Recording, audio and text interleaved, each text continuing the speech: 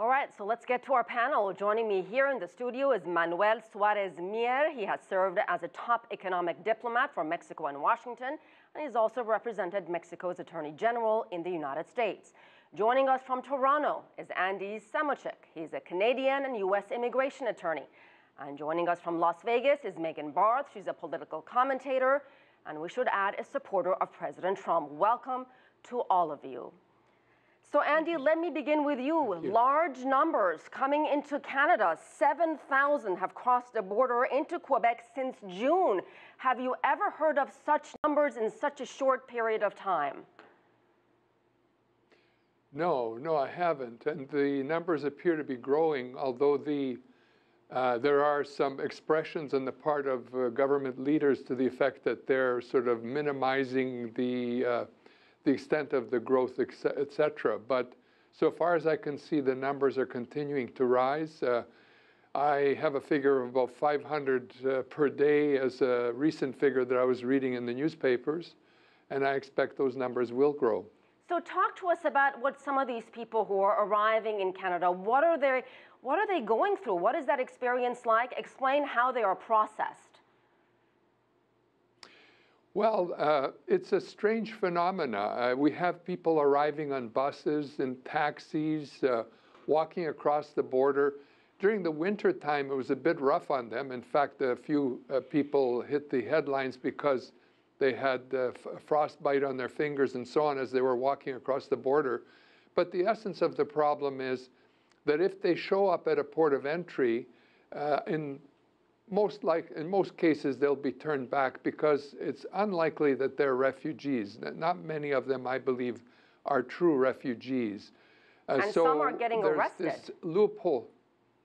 Yes, some actually are criminals that are coming across the border. There are reports of criminals from Somalia that have crossed the border, etc.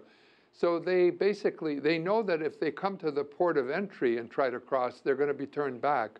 But there's a loophole in the so-called third country agreement in which you are supposed to make a refugee claim in the first country that you arrive in North America.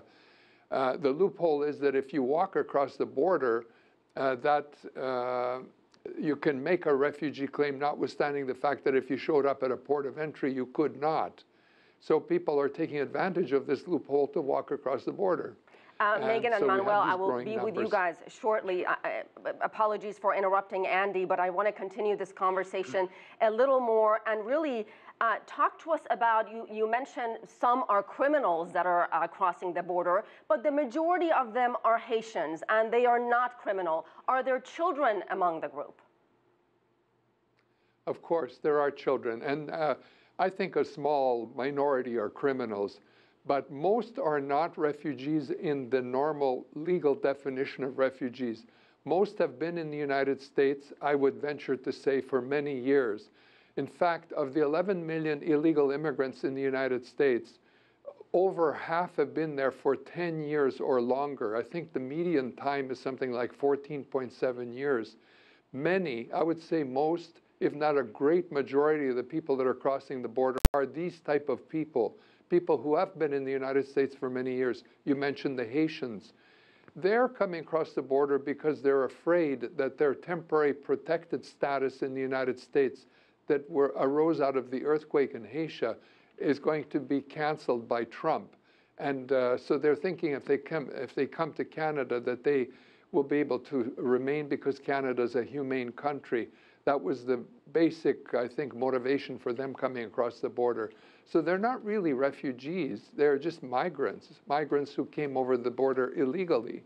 And notwithstanding sympathy that people may have, Canadians may have to them and their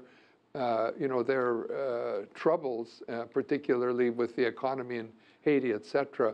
The legalities of it are that they are not refugees and not likely to be able to stay as refugees in Canada.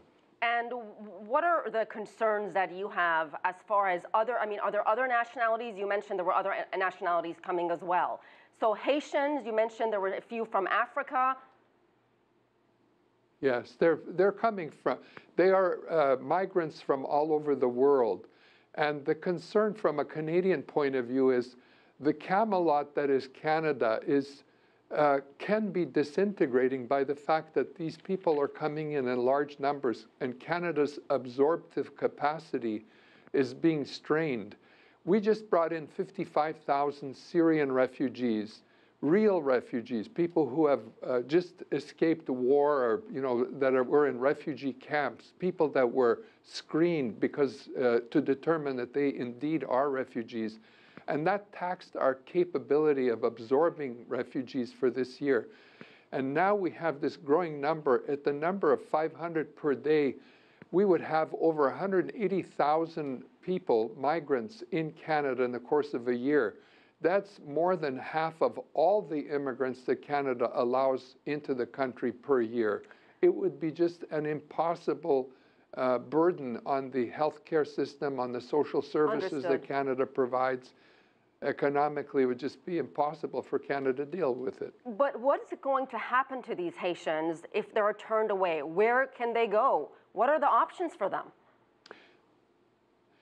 Well, I would think that, legally speaking, they'll go through their refugee claim, unlikely to succeed, and they are truly migrants.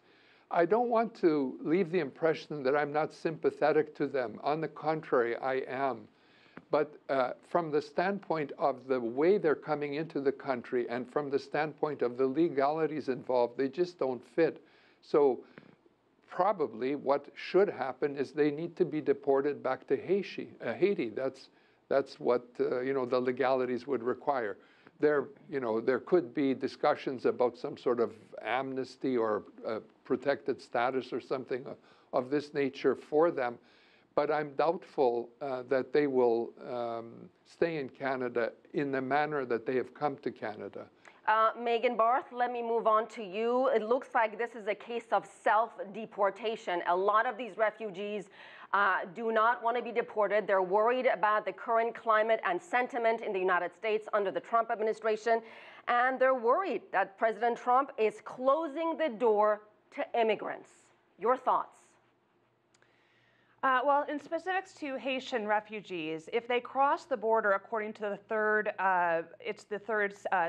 third country safe agreement, if they cross legally, they'll be returned to the United States. If they cross illegally and are arrested, they can ask for asylum, and that's what ties up the process, granting them asylum. Now, Barack Obama issued them a temporary protective status after the 2010 earthquake. It has been determined by our DHS that Haiti is safe for their return. Their protective status was not permanent, it was temporary, and it was issued by Barack Obama. Now that Haiti is safe to return, they have an obligation to return home. The U.S., Megan, is known as a nation of immigrants. Do you believe that image still stands, or is this administration, with its rhetoric, with the tough language we've heard from the Trump administration, with the executive orders, with the travel ban, I can go on and on and on, is this United States of America still a nation of immigrants?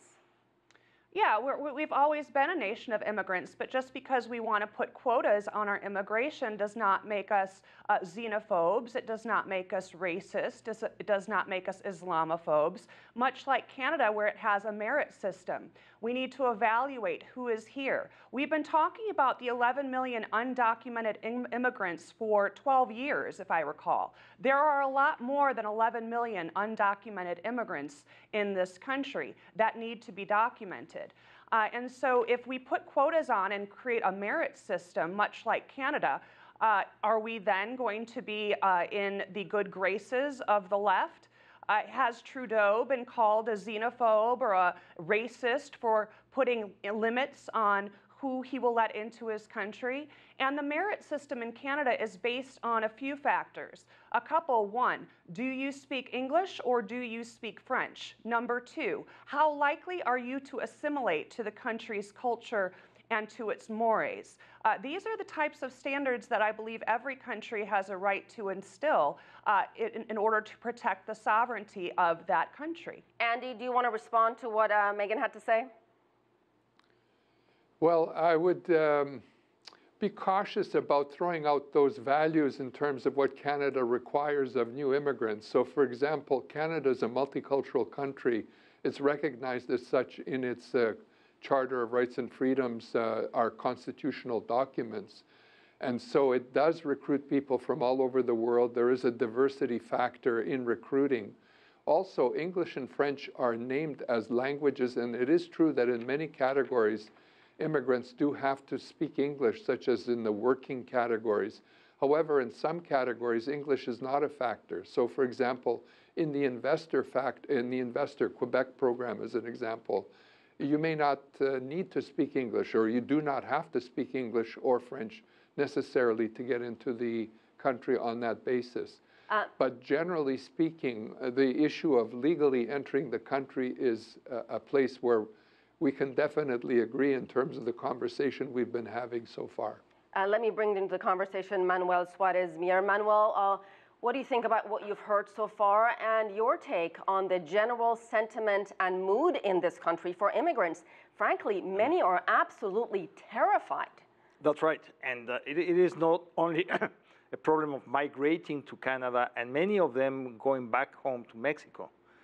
It's the problem of them marginalizing from society in the U.S., afraid of going out and going to school and participating in the civic life of their adopted country. So that poses a very serious problem because the tensions and the degree of cruelty of the policies being pursued by Homeland Security has been rising and is very worrying. All right, we want to continue this conversation. We're going to take a short break, though. Stay with us. We'll be back in a moment.